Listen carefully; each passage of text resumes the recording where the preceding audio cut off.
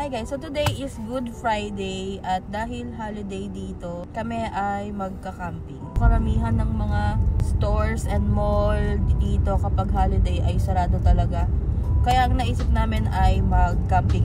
1 hour away lang to. Pero kung kahapon pa sana kami umalis, siguro yung gusto kong puntahan yung mga 3 hours to 4 hours away.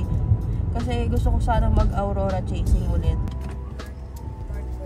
Stop over kami dito sa North Burger. Medyo old place, lumang place siya, pero tingnan natin kung masarap. So naghanap kami ng masarap na burger. Kasi feeling namin hindi masarap yun nandito. Pero don't judge the book by its cover. Hindi mo pa nga nakikita kung ano yung itsura, naghanap ka na ng next. Hindi mo kung appetizing yung burger nila, pero medyo mura din naman yung burger nila. $7. Oh, malaki siya. Kaya nagulat din ako. Diyan. Half ng face ko.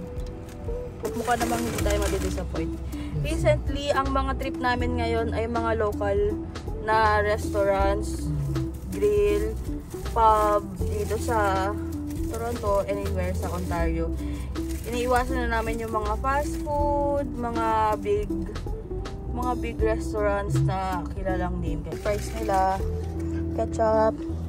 Kamusta yung hotdog? Sarap. Hindi mo kung gaano ka diretso yan. Hello!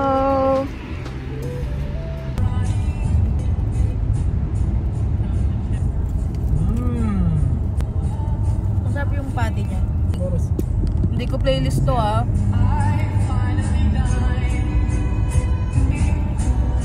Tapos nasa countryside ka. Tignan naman yung mga view, tignan yung mga view. Mga tita ka na yan, yung mga sound trip mo.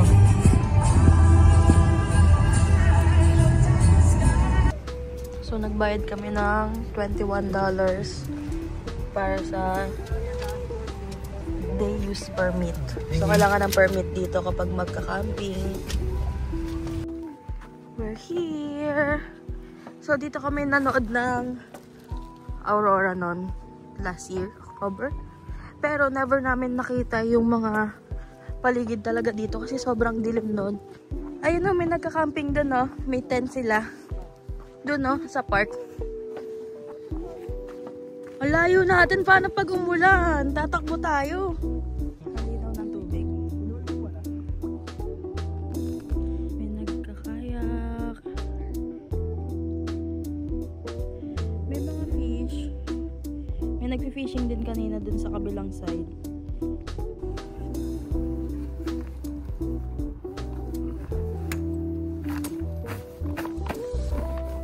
Anong view kasi ano?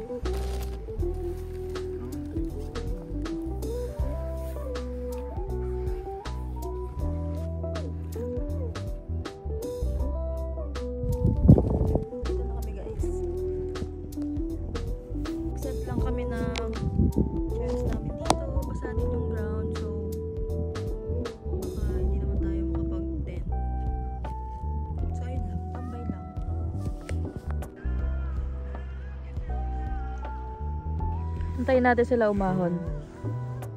Saan na? Ayun!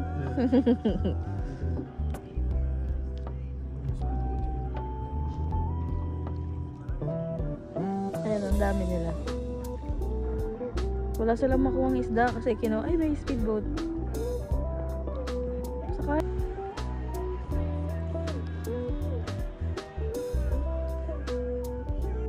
Sorry yung bibig ko na. Napopokus ako eh. Kamusta na yung mangga mo dyan? You want? Wait, post na mga tita mo.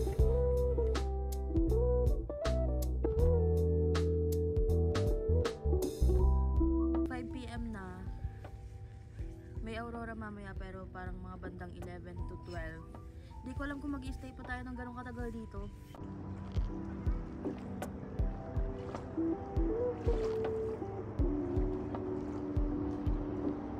Oh shit! Grabe no, tinest niya kung gaano kabilis yung ano.